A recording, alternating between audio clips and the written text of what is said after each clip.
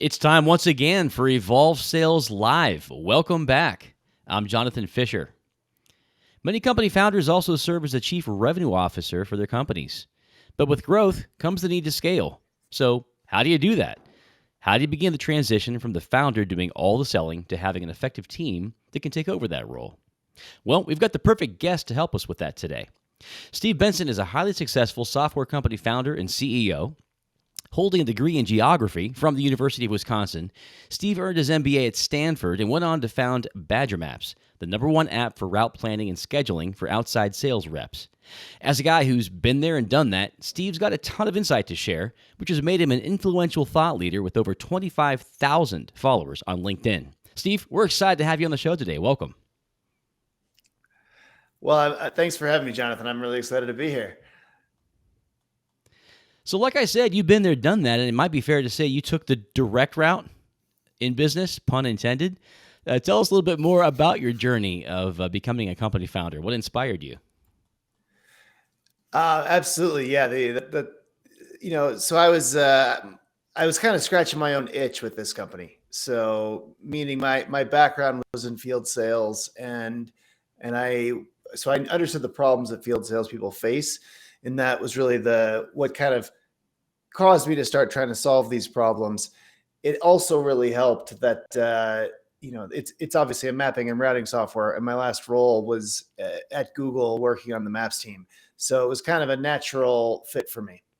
And so I wouldn't say I'm not a creative genius. It's just really the problem and solution were kind of in my face.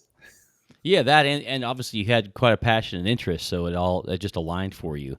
And I'm sure that the name Badger Maps is completely a coincidence. Absolutely coincidental. It has nothing to do with where I went to college. But University of Wisconsin is so I am a Badger. Good stuff. Well, I'm a fellow Big Ten guy, so that's a good thing. So let's jump into our topic a little bit here. I mean, like I said in the intro, you've been there, done that, and company founders, a lot of them do make great salespeople. They're going to be the chief evangelist for their own product. They're the one that has the passion to get this thing rocking. It's not always the case, but there's a large percentage where that is the case. There comes a need to transition. As you grow, you've got to scale. That means a team. So let's talk a little bit about that. What do you think are some of the biggest? Let's begin with the problems that founders encounter. You've been there, so you can share from your personal journey. You can share insights that you've gleaned over the years. What are some of the challenges when you're at that point where, okay, this thing's working, this thing's got legs, got some revenue positive here, right? But we're feeling that need to transition. Talk to us about that. Well, yeah, and I think that moment, there's not one moment in time when you wake up and you realize, wow, today's the day I've got to hire a salesperson. It's often a frog in the pot of boiling water situation where you're just like, how much time did I spend doing demos last week? It feels like a lot. I feel like I did lots and lots of demos. And there's lots of little areas you can look for efficiency when you're first starting. I remember my first big efficiency jump. I was doing like 6 demos a day, which is like a good chunk of your day. And I was like, what if I made a video of me doing the demos and then we could put that on the website, then fewer people would ask to see the demos. And I think there's lots of things like that. And I guess my first thought about founder-led selling is that it never really ends, right? I think it's important that the founder is always involved, both with the sales team and also with the customer success team, and also even with like a support team. You want to have your fingers on all the customer touch points in an organization. And about the founder, you can have 2 founders at a company, you can have 1 founder, you can have 6 founders, but someone who has a seat at the table when you start the company needs to be in that customer facing role. And what I mean by seat at the table, I mean, they are in the conversations that are directing where the product's going. A lot of startups don't even have it that are that early, don't have a product manager yet. So everyone's kind of acting as the product manager, or the VP of whoever's running engineering is acting as the product manager. But the person who's talking with the customers every day needs to have enough clout in the organization that they have their voice heard. And if none of the founders have that kind of DNA and the plan was to just hire a sales rep right away, which you see sometimes, right? 3 engineers start a company and they're like, who's going to sell this thing? Let's hire a sales guy. If nobody has that DNA, you have to be very careful, because you really have to give that person a seat at the table and listen to their voice, because sometimes the things that they're saying you don't want to hear, but it's like, well, the customer, they seem to be asking for this thing that we're not doing, and you said you didn't do, but I think that's the thing that's going to make them purchase. And we thought it was this, but it may not be that. And so I think, that's a very important thing to keep in mind as you kind of approach this magical time that you're talking about, when you're like, how do I actually scale a sales team? I think I've got I've got my first 10 or my first 100, depending on the account size, from a value perspective. I've got my first customers. How do I move down the road now from just me doing this all day to having a team of people doing this? What are the steps I take? What's the blocking and tackling, et cetera? Well, and this is it. So you've got your own process you're using as a founder as well, which, how transferable is that, though? Is a lot of that just based on the fact that you are that guy? You have that personality and passion?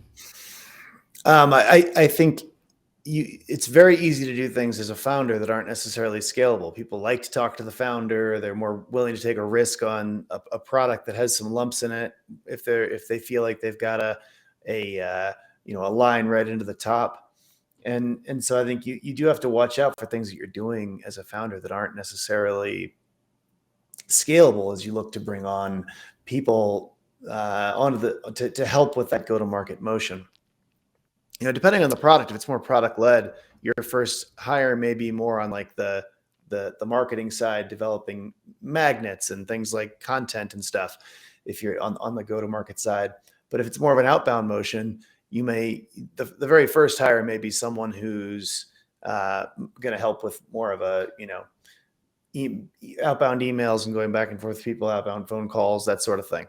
Or it could be more growth marketing-y of a type person. So it really depends on how what your experiments as a founder have found are the best way to go to market. And when you kind of think about making that first hire. Well, and that's a moving target. I think that there's a lot of trends right now where a product-led approach or a feature-led approach seemed to have some legs some years ago. It's become much more crowded in a given sector, and now you've got to adopt a much different approach to still get the same kind of exposure in the marketplace. Have you seen that? What kind of transitions have you gone through in your own go-to-market modeling? Yeah, I mean, so we've always had historically had more of a magnet approach to our go-to-market motion, and once someone's engaged, they can either more, once they've discovered us and found an interest in us, they can either take more of a product-led growth path where we have a free trial, and they can really never ever need to talk or just a single field to carry the problems that we solve. If it's a team, they historically have engaged with the sales team, and so we kind of have a forked path there. You can go left and be product-led growth. You can go right and really engage in kind of a more enterprise sales cycle with a salesperson. Over time, I guess that has evolved to some degree. We've moved more up market. We do a lot more, enterprise type deals now.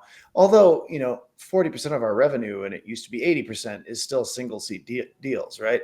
So that part of our business has shrunk relative to the outbound side over time.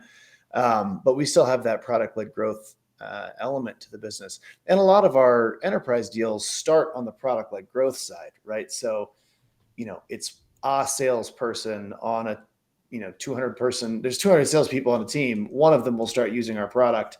Then their manager sees the efficiencies they've gained, and then it kind of will spread around and kind of organically move through the organization. That manager will tell other managers, they'll get it for their team. And eventually you kind of move your way around and into where, the VP of sales has heard about it and they're talking about doing a deal for the whole company.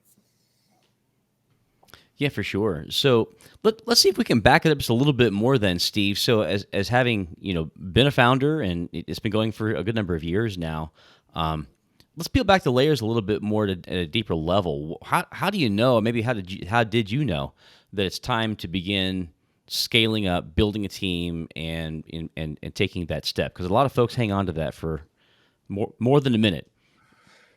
Yeah, well, if you hang on to it too long, well, every minute you hang on to it too long, it's costing you growth, right?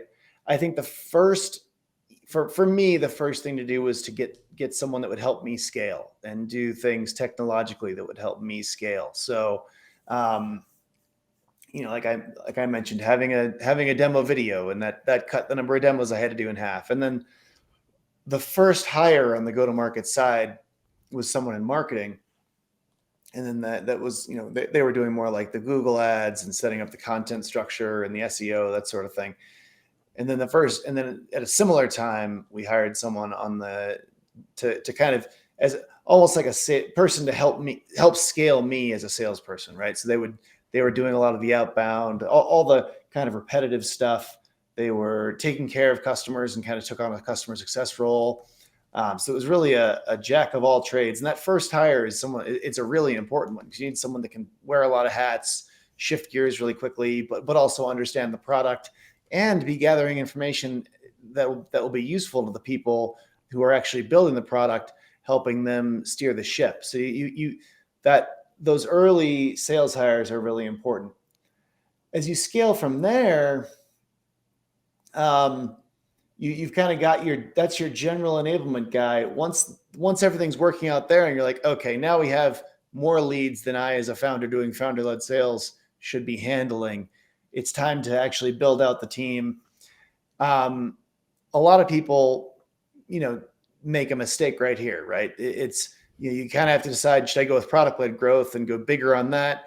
Should I hire someone to lead the sales motion, or should I hire people that are going to actually carry the bag and carry the weight and be the person that actually takes the product to market, talks to customers, salespeople basically.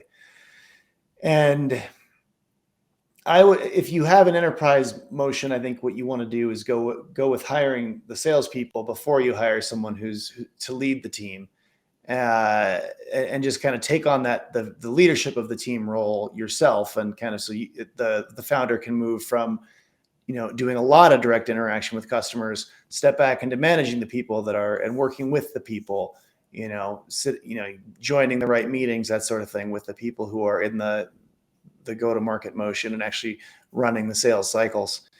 I would recommend not hiring one person at that point, but if you can and have access to the capital, hire two, Mm-hmm. because if you're getting enough leads that the founder's like, okay, I've got to take this hat off.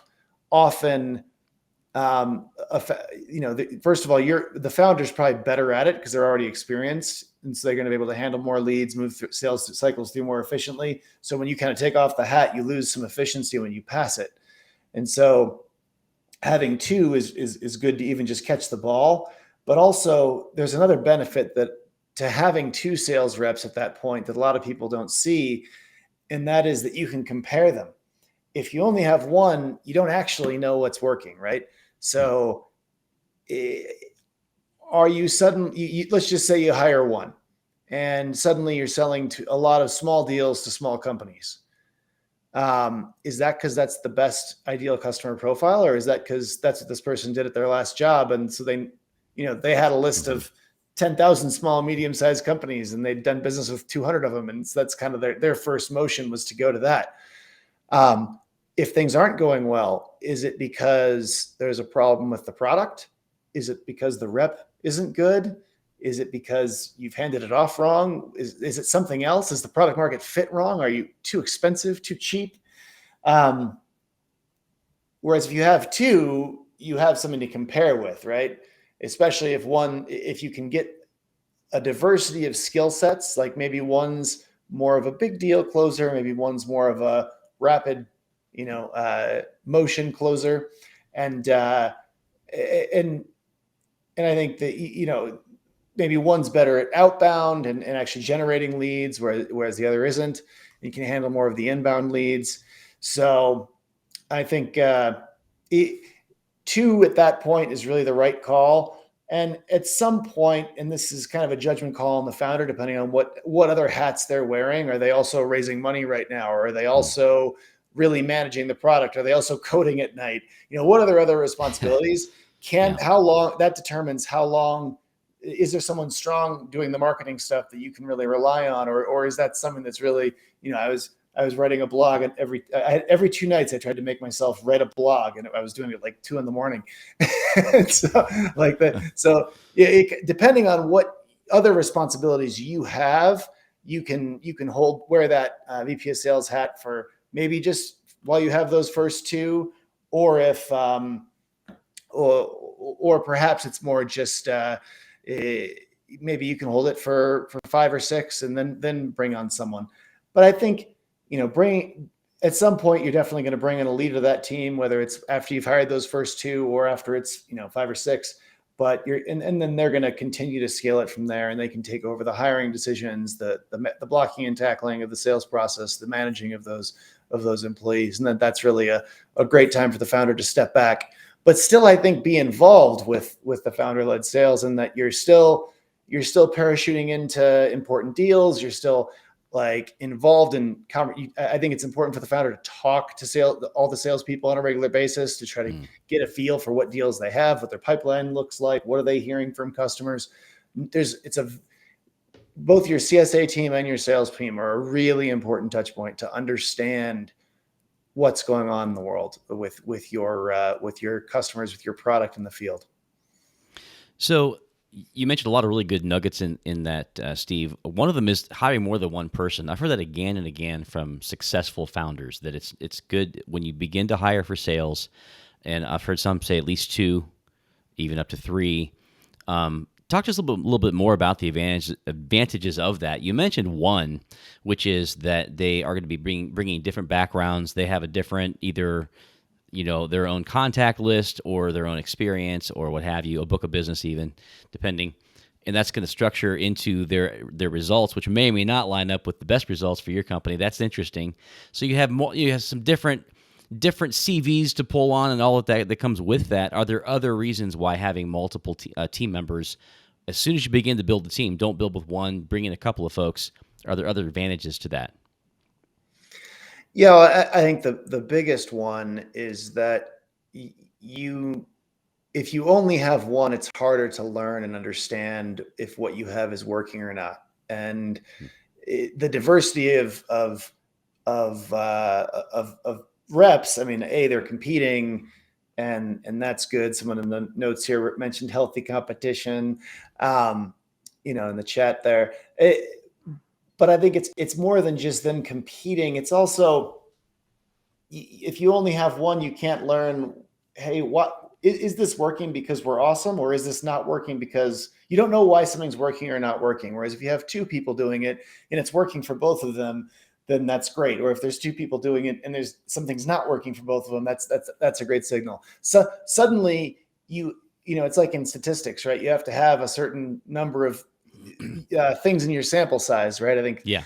or else you don't have good data. And so it's a sample size of 2 is exponentially larger than a sample size of 1. I don't know how to express that with math, but That makes sense though. Yeah. it's a lot bigger. It's also the smallest unit of a sample, right?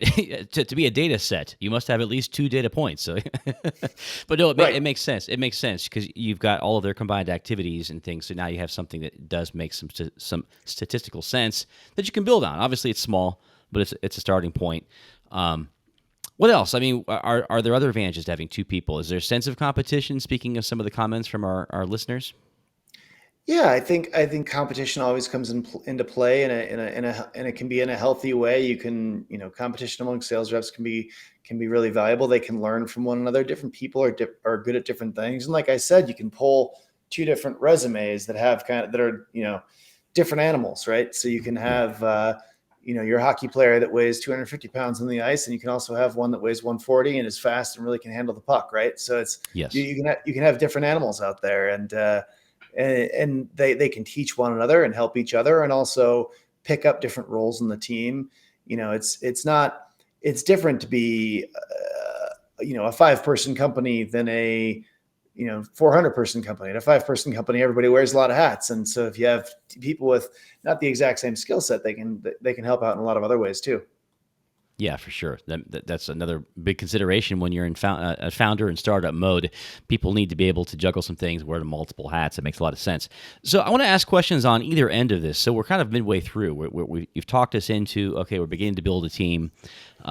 So here are my questions at either end.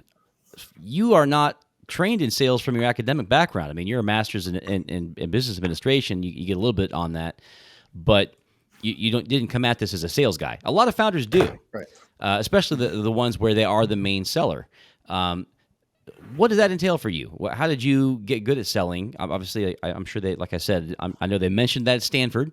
They know a thing or two about business there at Stanford U, but your personal journey, was it awkward for you? Because you do have this other passion that you brought to the table. Well, I think it's a funny thing about sales and modern marketing and revenue, right? Like, in school they don't teach sales really at all. I think there are classes, at least at Stanford, there were classes on like how to manage a sales team and like from how to build a comp plan, stuff like that. But there was nothing really on the blocking and tackling of sales, the skill sets that are required. I don't think overcoming an objection ever came up, right? Certainly the more of the trade element of it, the craft was never discussed. And even marketing, I wouldn't say is the stuff that they're, at least when I was in school. And granted, I mean, I was kind of probably at an inflective point. Like I graduated in 2006. So like the internet was just still kind of starting, right? Like from a marketing perspective. And, but our marketing classes were very like strategy, Coke versus Pepsi type stuff, right? It wasn't, here's how to manipulate SEO. Here's how to do content marketing. Here's what field marketing, here's what you actually do in field marketing. Like it was none of that. And so I think, now my personal background, that was my educational background. But then after I did that, I went to IBM, and that was in a sales role. And then I was at a software company called Autonomy that got bought by HP. That was in a sales role. And then at Google, I was also in a field sales role. And so my academic background was business, but and charts and graphs. But I'm not much of a stock picker. I'm actually more of a sales guy, and so that's what I was doing in my actual career, and that was really invaluable in starting a company, because the skills that you pick up in sales, the listening, the asking the right questions, the motivating people to actually do stuff, the follow-up, all the blocking and tackling of sales skills are also the sorts of things that you do when you're doing product development. And a salesperson, it's a natural role for them to find hundreds of people that are interested in chatting about a product that doesn't exist yet, and asking, hey, so this sounds like it's interesting to you. If I were to build something like this, would that be something that you'd be interested in purchasing for this amount of money in the future? Like, I had hundreds of people lined up before Badger it was still just a twinkle in the engineer's eye, and I had a lot of people that were like, yeah, when this comes out, we want to do this. So sales was a really invaluable skill set for me, starting the company. Well, I mean, it sounds almost like you got a real world sales boot camp to do what you were doing. You brought your passion to the marketplace to see, hey, you got excited about solving a potential problem, talked about people who potentially would have those problems, and said, hey, would this solution make sense? I mean, you were selling, right? And you were building a cohort of users, which is also really great agile methodology, by the way. I don't know if that was intentional or not, but for any other founders or maybe aspiring founders out there, hey, how much better to know that there's buyers before you even build the thing, right? So it sounds like that's the course you took with Badger Mapping, Steve. So you saw the need. So let's move back into sort of our timeline. I want to go to the other end, as I mentioned a moment ago. So you learned some good blocking and tackling, as you put it, in selling, largely through the function of getting this thing going. Then you knew there was a time to transition and get the team started. You mentioned about the CEO still retaining an important role there. Talk to us more about that. So you've got sort of a burgeoning team. They got these very backgrounds. You're getting some revenue coming in. What are some really good next steps from there to make certain that this thing's going to scale, even if you want to go take a 3-month vacation? Well, you just don't get to take 3-month vacation. Okay, that was a bit of a joke, but anyway, No, I mean, theoretically, yeah, as a thought experiment. well, actually, I mean, and I, I'm 11 years in now, so this, we're pretty far down the road. But I did take 2 months off when I had a kid earlier this year. So, Nice, it's congrats. little paternity time. But so you That's all right. eventually you do get to step back, right, Mm-hmm. and not and not have day to day. And I was available to people. They could call me. They know my cell phone, but really, there was very little that I did. I would join the group calls, but that's just mostly because I was bored. But like I didn't have a lot of things that I needed to do. But I think early on, the things that as the founder that's passed the responsibility of revenue to a group of people. Um, I think that you do want to stay involved, and it's important for customers. They want to feel like they know the founder. They want to have a line in. They're taking a big risk. You're a small company. You could be out of business tomorrow. I mean, we've seen big companies go out of business, um, and so if, I think there's a lot more faith if they've met you and they know you, and there are things that a founder can do that just other people can't do in terms of like, they feel like they're talking to someone with power in the organization who can get things done. If they need something done, they can get it.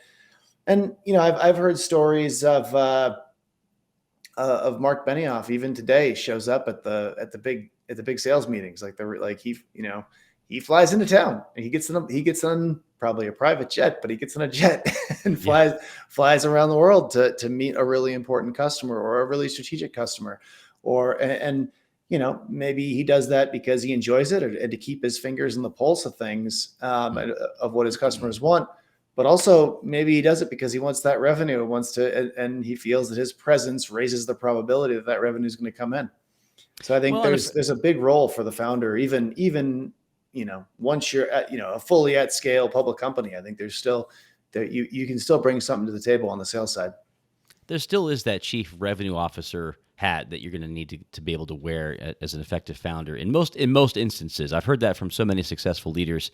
It's definitely going to evolve. It's going to change. It can't by just functionally be a day-to-day thing for most. However, it's still an ongoing role for sure. Well, I want to take just a brief pause and remind our audience members we're going to get into some Q&A here in just a few moments. So go ahead and send in some further questions. We have a few here listed that we're going to jump into, but we're gonna have some Q&A. So send them along. We want to have some interaction with our live guest here at this live event. We're glad that you're with us today. Also, want to mention and thank the fact that we are powered on our program by Overpass.com. We're talking about building teams. There's no better platform to build a team quickly than Overpass.com. It's free for a hiring manager to open an account. You can create a job post, and you'll instantly see a couple of dozen fantastic candidates from all around the world who have great phone skills. You can click and listen to phone samples and invite them to interview rather, and have them hire within a matter of days where it normally would take weeks. Shockingly cost-effective and fast solution. Check them out at overpass.com. So, Steve, it has been a fantastic conversation with you. It's already blown by. I can't even believe it. I want to give you the opportunity to share with listeners. You've already got a big following. You're kind of a burgeoning thought leader, at least in social media. What's the best call to action? I mean, we've got all kinds of people listening. Obviously, the Badger solution is great. And then how can they contact you personally? Tell us about that. Yeah, best way to contact me personally is either at steve@badgermapping.com, or that's my email, or just on LinkedIn. If you just search Steve Benson Badger Maps, I'll pop right up. If you're in field sales, interested in the company, the best place to learn more is just go to badgermapping.com, the website, and check out what we do. Routing, mapping, and it's generally a tool for field salespeople, outside salespeople, to make their lives a lot more efficient. And so we're kind of a leading player in that space. Um, But yeah, the other thing that I'm up to right now, Badger just came out with their second product this year, and it's a sales training product. So it's called Badger Sales University, uh, and it's kind of like Hulu or YouTube or Masterclass, or but it's only sales training videos, and it's a you don't have to pay a bunch upfront. There's a free trial, and that's $29 a month. So it's a fun way to learn stuff about sales and become better at that for a reasonable price for a team. Very cool. So a very practical solution and some great training to go along with it as a value add. I guess with or without the app, then sounds like they could do the university and or the app separately. Yeah, they're two separate products, so they're not. Nice. You don't have to do them both. So one's just for field sales, one's for all sales. Okay. Well, love it. Some LinkedIn user told me that I need to stop badgering the guest. So, hey, listen, he likes it. I do. That's what I'm here for. Well, that makes a great segue into the Q&A. So let's jump in, Steve. We have a couple of questions here. Let's hit Michael's question right out of the gate. He's wondering, what are some of the top sales coaching questions to ask your reps? That's a great question. When you're founder led, you're trying to get them up to speed. Talk to us about that. What are your top coaching questions to ask your reps? Well, I think that the best coaching comes from, kind of riding along with reps, whether that means in the car, if they're in the field, joining their phone calls or listening to their phone calls with those types of the programs that do that. But I think, seeing them interacting and then giving them feedback is one of the best ways to coach them. I think talking through deals, what's talking about the next step, but making sure they understand, everything they need to understand to nurture a deal to fruition. I think, any kind of poking around for holes in the story and then figuring out why the hole is there, and then coaching them around that, I think is one of the more powerful ways to figure out what to coach people on. So a little bit of post game. Yeah, I think in general, post game. I mean, not that pre-call stuff. I mean, and kind of making sure they have a plan and kind of talking through the plan isn't valuable. But in terms of real learning, I think a lot of times you do the real learning after you mess up. Yeah, right. Sometimes the mess ups will pay you even more than a win would have on a given day, right? Yeah, and it can even be. I mean, on the phone, it can be real time. Over IM or. I had a boss at Google who was a great coach, and he would hover over the mute button and I would start talking or go to start talking. He would hit the mute button and be like, "Shh, listen." That's great. That's great. I love it. So here's another good question. We'll stay with Michael for a moment. He's wondering about mirror and matching. So some of the old maybe NLP-esque type techniques and tips and tricks of the trade that many salespeople have sworn by over the years. Is it time to swear at them instead? What are your thoughts? I mean, I think to some degree you want to match your client on a lot of ways, and kind of it's not always possible, but so I wouldn't call it hokey, but I think there are also bounds of professionalism. You asked about yelling, and should you yell back louder? I think that depends. I mean, probably I avoid yelling and try to generally, in sales situations, but I guess I've never had that happen either, though. But certainly, like if you're sitting down with, if you're and this is industry by industry too, right? Like if you're sitting down with someone in Gen Z, you should probably be a lot softer than if you're sitting down with some 64-year-old man that starts the conversation like, "Yeah, what the fuck are we doing here today?" Like, yeah. if that's if you want to start behaving very differently in those two different situations. Yeah, and I think mirror matching probably has some edges around it where it's useful versus not useful. If someone's yelling at me, I'm gonna get quieter. I'm gonna like it so quiet they have to be quiet to hear me. But that's a different thing. That's a good relationship strategy too. Yeah, exactly. Hey, I like this question from Rob Walker. He's asking, if you are in a founder-led model, could it actually are there some downsides potentially to the team? I don't know what for sure he's getting at, but I've got some ideas popping into my mind. What are your thoughts, Steve? No, I think absolutely, and that's a great point. There, and not just in sales, but a founder, when there's three people, you own everything and you're the manager of everything. When you have 400, you had to let go of basically everything, and now you just are involved in very little and trying and Yeah. just making sure the presentations to the whole team are fun and interesting and engaging.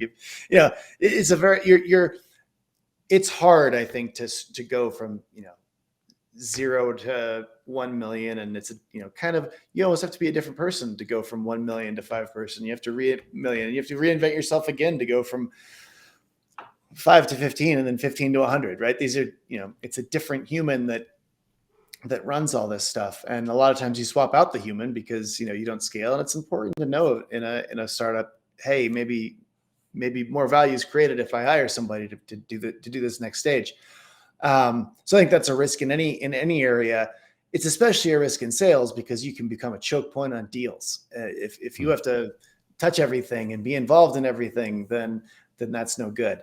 At our stage, and we're a 75-person company, my involvement with the sales team is I have a monthly meeting with each sales rep to discuss their deals and just kind of talk it through.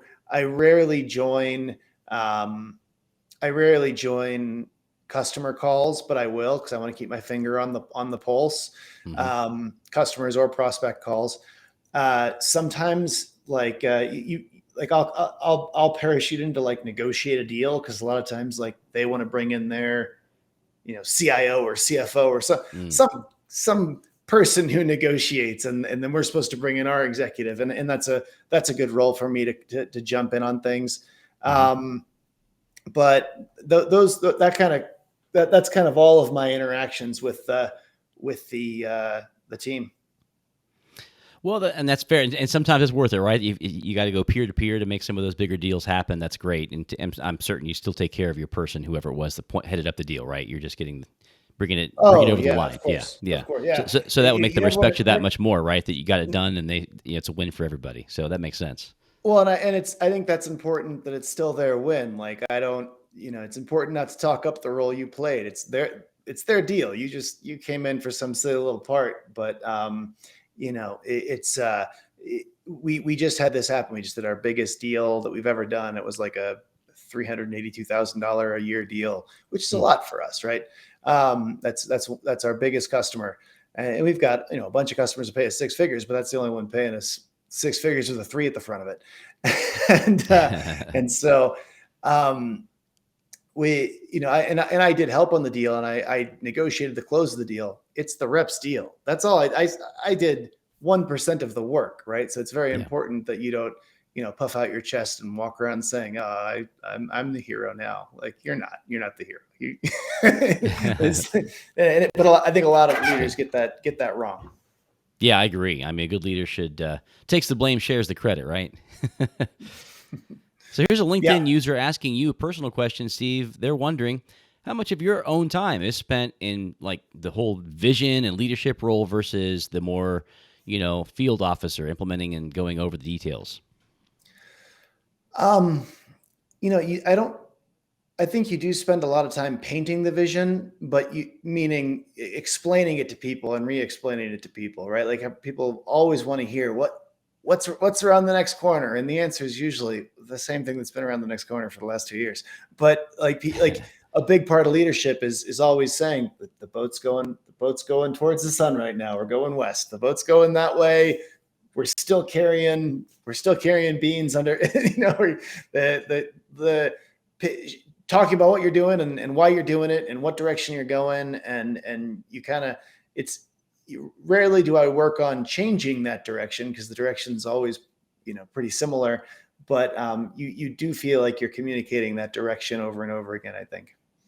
Yeah. I mean, there is that inspirational role. And that kind of brings us back to the whole sales skills thing, doesn't it? Because in a way, you're always selling and reselling the vision for your own company if you're a founder. I've heard that from many. For sure. Yeah. Absolutely. That's a big part of leadership, right?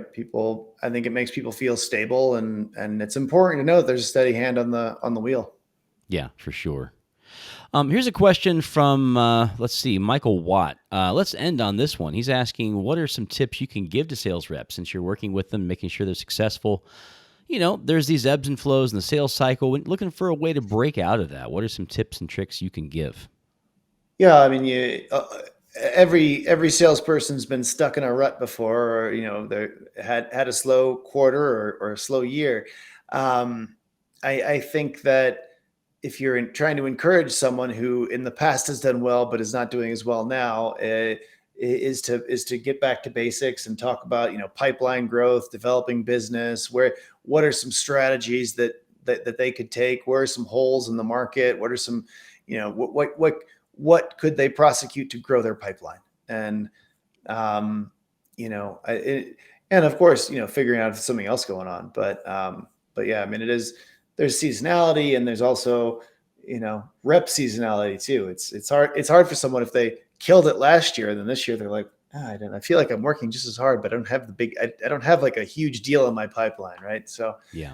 helping them take a step back and figure out, well, what can we do to get you a great deal in the pipeline. I think it's a reason why there's so many sports analogies in sales, because it is really a mental game, right? Once you've got the fundamental skill sets, which of course you've got to keep those sharp, but a lot of it's just such a mental game. It can start to get under your skin. People can get almost superstitious, as though they're having like a bad luck streak or something like that. Have you seen that? Do you have to kind of talk people down from that ledge occasionally? I've definitely seen people get frustrated, and you know, and I think there's often, like, especially in an organization that's quickly changing, which these startups always are. There's often a lot of blame of, oh well, I'm not doing as well this year because we've got so many more sales reps, and so I'm getting less new leads, or I think people often feel like the ground is the ground is shifting under their feet. And I think you want to be really careful with things like comp plans and making sure they're fair, and making sure Hmm. making sure that you're putting the numbers in the right place, right? That's something that a lot of companies are working on right now, is where to put the stakes in the ground for 2023. And my rule of thumb there is kind of to not bake in growth, but let reps experience don't bake the growth into their number. Let the reps experience the growth in good paychecks. So meaning, like, if we sold $2 million this year, don't make their quota 204. Don't put $2.4 million in their quota. Let next year make it 2 million, and let them go through. Because if you kind of bake in all the numbers into their number, people are always missing. Yeah. It's better to just let but bottom line, I think it's better to kind of keep the numbers in such a place where it's like, yeah, everybody's hunting what they're killing. It's an uncapped you know commission plan, and pay people 10 to 20% of what the company's bringing in from a revenue perspective in that first year. Well, I like what you said there too, and you hear that a lot from producers, and having been there myself over the years, you you're really communicating a lot with one approach versus the other. When you just raise the quota, you're basically saying, I don't want to have to pay you an extra commission, right? You're kind of being parsimonious. When you say, look, overshoot your number, man, great job, you're saying, hey, I'm in your corner. I'm cheering you on. I am your coach. That's what it feels like Mhm. to me. Would you agree with that? Is that part of what the ethos Yeah. is behind what you said there? Yeah, and a lot of it is psychological, because there's often more than one variable that yields what they're going to make. But it's like, it's almost better to change the payout rate than it would be to change the quota, because then people, Hmm. they're like, oh, you're moving the goalposts on me. If it's it's but you have a lot of control over this stuff, right? I think you have there you ultimately, when you're setting plans for salespeople, you control the outcome more or less, because you can see in aggregate what's happening with the business pretty cleanly usually. Um, and obviously, you're going to have the occasional crappy year or breakout year where people just make crap money or awesome money. But in general, these things, at least in SaaS, things tend to be a lot of times they tend to be pretty predictable. And I think you're better off to err on the side of having people feel good about things, and paying people well, because if you don't, then turnover costs a lot on a sales team, and it's competitive. Great sales reps can get a job anywhere. So you should act like it. Well, Steve, wise words spoken from a guy from the trenches. I really appreciate you sharing your insights. Someone who's actually been there and done it, as I said at the outset. Thanks so much for being on our show today. Absolutely. And thanks to our audience members for making the show such a success. Without you, we couldn't keep going. We've got a lot more to offer. Join us back here again, same time, same station, every Friday to join us for Evolve Sales Live. Happy to have you with us. We'll see you then. Thanks a lot, everybody.